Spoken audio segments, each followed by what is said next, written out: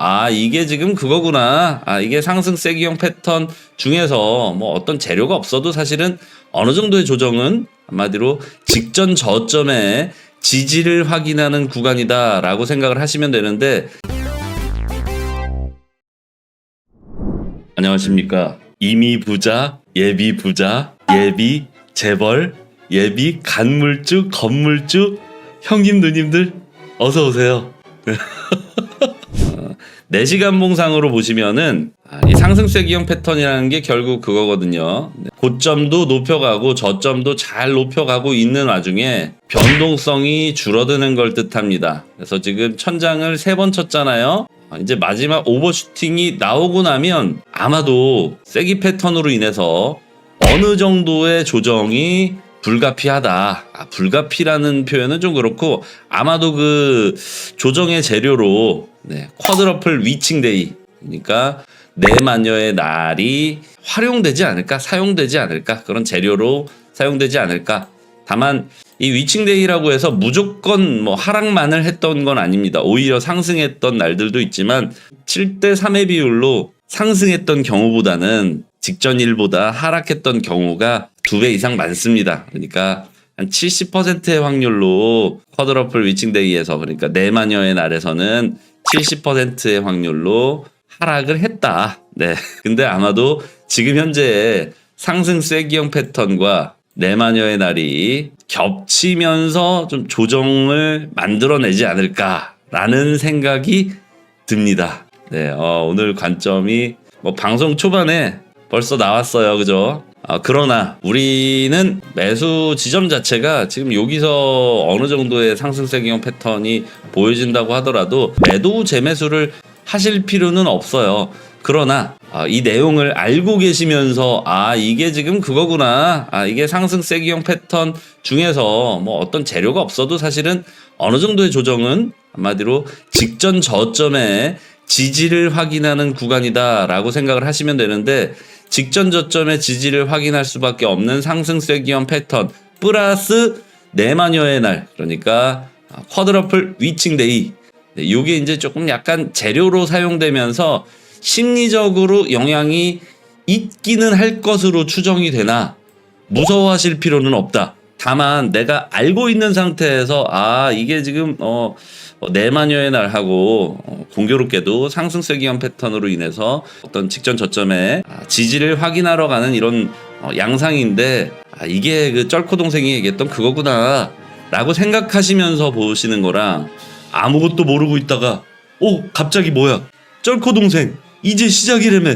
왜 내리는 거야 하시면서 단기 저점에 매도를 하시면 안 되겠죠. 그러니까 우리가 뭐 장투를 하든 뭐 스윙으로 이렇게 종목을 순환시키든 아니면 단기 투자를 하든 데이 트레이딩을 하든 간에 장기적인, 그리고 근시안적이라도 이런 단기 분석의 내용을 알고 계시면서 접근하시는 게 훨씬 더 좋은 결과를 가져가실 수 있을 겁니다. 비트코인 시가총액은 여전히 8위에 머무르고 있고요. 이제 기다리시다 보면 얘가 위로 올라갈 거예요. 예전에도 그랬으니까 앞으로도 그럴 겁니다. 앞으로 올라야 될 계단이 좀 많죠. 지금부터는 좀 힘겨운 걸음이 되겠지만 앞으로는 올라야 될 계단이 훨씬 더 많다는 거, 즉 상승세는 앞으로도 유지가 될 거라는 거 기억하셨으면 좋겠습니다. 다만 오늘만큼은 조금은 유의하셔야 돼요. 상승세기 패턴과 마찬가지로 아마도 재료로서 내마녀의 날이 어느 정도는 작용을 할 것 같습니다. 심리적인 작용이니까 큰 공포를 느끼실 필요는 없고요. 아까도 말씀드렸지만 내마녀의 날 이후에 당일 혹은 전일 혹은 명일이라고 하죠. 다음날, 그러니까 전날, 당일날, 다음날, 그러니까 어제, 오늘, 내일이에요. 어제, 오늘, 내일은 내린다면 그 다음에 오릅니다. 그리고 오른다면 그 다음에 내려요. 늘 내마녀의 날에 이 강력한 선물 옵션 이 만기와 함께 그 반방향이 한 2, 3일 뒤부터 바로 나타났습니다. 그러니까 여러분들이 그렇게 두려워하시거나 뭐 약간 오른다고 해서 또 얼마나 더 올라가나 이렇게 쫓기실 필요 없어요. 이것도 뭐 제 의견이 아니라 역사적으로 늘 그래 왔기 때문에 데이터를 기반으로 말씀드립니다만은 여기에 이제 제가 뇌피셜을 조금 더 써보자면 플러스 알파 요인이 있잖아요. 과거와는 다르게. 뭐가 있어요? ETF. 그죠? ETF 차트 보면 되겠죠? 말 나온 김에 지금 ETF 장외 거래 잠깐 확인해 보면은요. 약간씩 파란불이 좀 들어와 있어요. 보이시죠? 약간씩. 그렇게 뭐 많이는 아니고 약간씩 파란불이 들어와 있습니다. 정확하게 말씀드리면 0.3에서 0.8%포인트 정도, 그러니까 0.3에서 0.8% 정도, 그러니까 1%가 조금 못 되는 장외 거래에서의 하락 갭이 있다. 그렇다면은 현재 ETF 차트에서 이 상단에 지금 거의 뭐 볼린저 밴드 상단에 붙어 있으니까 여기서 아무래도 볼벤 평균가의 지지를 체크하는 뭐 이 정도 움직임쯤은 예상을 하셔야겠습니다.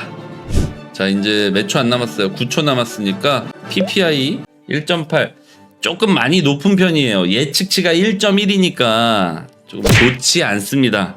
생산자 물가지수는 최종 1.8로 발표가 났고요. 예측치가 1.1이었던 점을 감안해 보면 그리 좋지는 않습니다. 그러니까 한마디로 생산자 물가지수는 악재라는 거죠. 근데 이 생산자 물가지수, 소비자 물가지수를 우리가 이렇게까지 유심히 보는 이유는 사실 저는 의미 없다라고 생각을 하는데, 이 이유는 금리에 영향을 주기 때문이죠. 생산자 물가지수가 올라가면 소비자 물가지수도 증가하고, 소비자 물가지수가 증가하면 금리를 내리지 않을 것이다 또는 올릴 것이다 라는 생각으로 인해서 이 소비 생산자 물가지수를 예전에는 많이 봤었죠. 근데 요즘에는 그냥 그래요. 네. 다만 오늘 생산자 물가지수가 1.8로 발표됐다는 건 다음 달 소비자 물가지수도 그렇게 좋지는 않을 것이다 라는 걸 생각해 보실 수가 있겠죠. 소비자 물가지수는 과거 반영입니다. 지난달 소비자 물가지수가 엊그제 발표가 된 거예요. 근데 생산자 물가지수는 미래지수예요. 다음 달 소비자 물가지수에 어느 정도 영향을 줍니다. 그래서 다음 달 소비자 물가지수도 좋지 않을 것이다 라는 예측을 해볼 수가 있어요.